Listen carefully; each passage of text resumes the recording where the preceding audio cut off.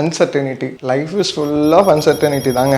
எதுவுமே நிச்சயம் இல்லாத வாழ்க்கை. நம்ம ஒன்ஸ் ரியாலிட்டியை பார்க்க ஆரம்பிச்சதுக்கப்புறம் நம்ம பார்க்கறது ஃபுல்லாகவே அன்சர்டனிட்டியாக தான் இருக்குது. ஜாபில் இருந்தால் அன்சர்டனிட்டி, பிஸ்னஸ் பண்ணாலும் ஒரு அன்சர்டனிட்டி, எதுவுமே ஒரு நிலையான ஒரு நிலைப்பாட்டில் நம்மளால் இருக்கவே முடியல. அது ஏன் எதுக்குன்னு போட்டு ஆராய்ச்சி பண்ணிக்கிட்டு மற்றவனோட நம்மளை செல்ஃப் கம்பேர் பண்ணிக்கிட்டு பாரு அப்படி அவன் இப்படி இருக்கான் இவன் இப்படி இருக்கான்ட்டு நம்ம நம்மளை தான் ப்ரெஷர் பண்ணிக்கிட்டே இருக்கோம். அன்சர்டனிட்டியை நம்மளால் எப்போதுமே அவாய்ட் பண்ணவே முடியாது.